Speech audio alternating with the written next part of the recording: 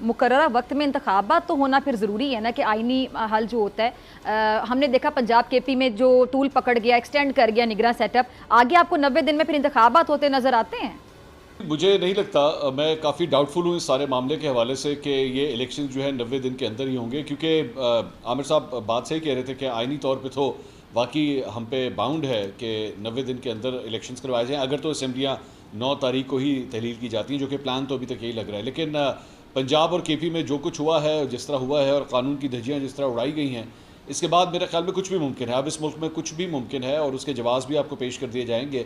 बल्कि मैं तो यहाँ तक एक्सपेक्ट करता हूँ कि शायद ऐसा भी एक दिन हो सकता है कि जनाब अभी टेम्परेचर जो है ना वो बहुत ज़्यादा है या बहुत कम है, तो जिस दिन 24 डिग्री टेम्परेचर होगा तो शायद उस दिन हम इलेक्शन करवाएंगे। तो मेरे ख्याल में हम आइन, कानून, किताब, इन चीज़ों से जो है अब काफ़ी हद तक बाहर आ चुके हैं। अच्छा मंसूर, आपको इनकी क्या समझ आ रही है जो जोड़ तोड़ के माहिर समझे जाते हैं, मुफाहमत के बादशाह आसिफ अली जरदारी साहब, वो काफ़ी अरसे से हम देख रहे हैं, काफ़ी दिनों से मंजर आम से गायब हैं या मुकम्मल खामोश हैं? खामोशी के पीछे कोई बहुत बड़ी वजह नज़र आ रही है? अब मेरे ख्याल में ये जो कुछ भी हो रहा है, जो हम इस वक्त देख रहे हैं, मुख्तलिफ नाम जो हैं वो फ्लोट किए जा रहे हैं। आप मुझे बताइए, ये नाम फ्लोट करने का सिलसिला जो है ये कोई 1-2 दिन या एक हफ्ते से तो चल नहीं रहा। मेरे ख्याल में तो शायद अब 1 महीना हो चुका है। हमने सहाफ़ियों के नाम भी सुने हैं, हमने टेक्नोक्रेट्स के नाम भी सुने हैं, ब्यूरोक्रेट्स के नाम भी सुने हैं, मुख्तलिफ़ किस्म के मतलब हर शक्ल के, हर साइज़ के हमने नाम जो हैं वो सुन लिए हैं कि जनाब ये निगरान वज़ीर आज़म के तौर पे आएगा। लेकिन मैं ये समझता हूँ कि ये नाम मेरी मतलब ये ख़बर नहीं है। मुझे लगता है कि ऑलरेडी ये नाम कहीं पे फाइनल हो चुका है। बाकी मार्केट के अंदर नाम जो है वो फ्लोट ज़रूर हो रहे हैं, आते हैं, चले जाते हैं। ये सिलसिला जारी है। आपस में लोगों को इम्प्रेशन देने के लिए मीटिंग्स भी हो रही हैं, मुलाकातें भी हो रही हैं और बताया जा रहा है कि जनाब इस पे मुशावरत होगी तो उस पर मुशावरत होगी। लेकिन अगर कोई मुझे ये कहेगा, अगर मुझे ये कोई कन्विंस करने की कोशिश करेगा कि एक्चुअली ये नाम जो है वो शहबाज शरीफ और राजा रियाज साहब की मुलाकात के बाद तय होना है, तो मेरे ख़्याल में मैं कह ही लगा सकता हूँ इस बात के ऊपर, तो बेहतर ही है। मेरे ख़्याल में मैं इतना मजाक नहीं उड़ाना चाहता पाकिस्तानी जमहूरियत का।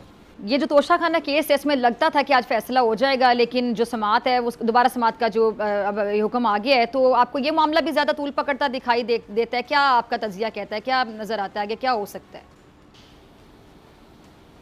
नहीं, मेरा भी ख्याल, मैं नहीं समझता कि अब ये मामला जो है ज़्यादा तूल पकड़ेगा। मेरा ख्याल में, मैं अगर रिलीफ के हवाले से कहूँ तो आज की जो इस्लामाबाद हाई कोर्ट की जजमेंट आई है 15 सफ़ात की, उसके बाद मैं इसको 70-30 या 80-20 के रेशो से इमरान खान साहब की मुखालफत में ये फ़ैसला करार दूंगा। इमरान खान साहब की 3 मुख्तलिफ गुजारिशात थी मेरे ख्याल में। सबसे पहली तो ये थी कि जी उनको किसी तरह स्टे मिल सके, उनको वो स्टे नहीं मिल सका। दूसरा, पूरे पाकिस्तान तहरीक इंसाफ की सोशल मीडिया टीम, उनके वकला, उनके रहनुमा, इमरान खान साहब ख़ुद पिछले 4-5 दिन से हुमायूं दिलावर साहब जो जज हैं उनके ऊपर क्रिटिसिज्म कर रहे थे, उनको बायस्ड होने का इल्ज़ाम लगा रहे थे, बहुत तेज़ी से केस चला रहे हैं। फेसबुक पोस्टों का मामला था। उनकी कोशिश थी कि किसी तरह इस जज से मेरा ये केस हट जाए, लेकिन इस्लामाबाद हाई कोर्ट ने उनकी इस दरख्वास्त को भी मुस्तरद कर दिया। और तीसरी चीज़ ये थी कि इसमें किसी तरह थोड़ा सा डिले मिल सके, लेकिन वो डिले भी नहीं मिल सकता क्योंकि दिलावर अब्बास साहब ने जो है वो हुमायूं दिलावर साहब ने कह दिया है कि जनाब आप कल सुबह 8:30 बजे आएँ और आके अपने फाइनल आर्गूमेंट्स दें, क्योंकि मैं कल फैसला महफूज करने जा रहा हूँ। तो मैं नहीं समझता कि इमरान खान साहब जिस किस्म का रिलीफ ढूंढ रहे थे। हाँ, अलबत्ता ये ज़रूर है कि इमरान खान साहब को सुप्रीम कोर्ट जाने का मौका मिल गया है, क्योंकि इस्लामाबाद हाई कोर्ट ने अपना फैसला अनाउंस कर दिया, तो अब ये जाके सुप्रीम कोर्ट में अपनी अपील दायर कर सकते हैं। लेकिन प्रॉब्लम ये है कि कल और परसों सुप्रीम कोर्ट वैसे ही बंद है, तो कल अगर जाके रजिस्ट्रार के पास अपनी अपील या एप्लीकेशन देंगे भी तो अगले हफ्ते किसी वक्त जाके वो लगेगा। मेरे ख्याल में तब तक हुमायूं दिलावर साहब शायद अपना फैसला महफूज करके शायद हो सकता है अनाउंस भी करते हैं। अगर आपको ये वीडियो पसंद आई तो सब्सक्राइब करें और बेल आइकन पर क्लिक करें। डिजिटल लोन स्कैम, आवाम को कर्जों के जाल में फंसाकर लूटने वाले भेड़िए बेनकाब। बोल की काविशें बाराबर साबित हो गईं, ऑनलाइन कर्ज माफिया के गिर्द घेरा तंग हो गया है। बोल ने दिया अपने आवाम का साथ, उठाई इस स्कैम के खिलाफ आवाज। बोल की डिजिटल लोन स्कैम के खिलाफ आगाही मुहिम की सबसे बड़ी ट्रांसमिशन 59% आवाम ने देखी अपनी स्क्रीन पर, क्योंकि बोल है पाकिस्तान का नंबर 1 न्यूज चैनल।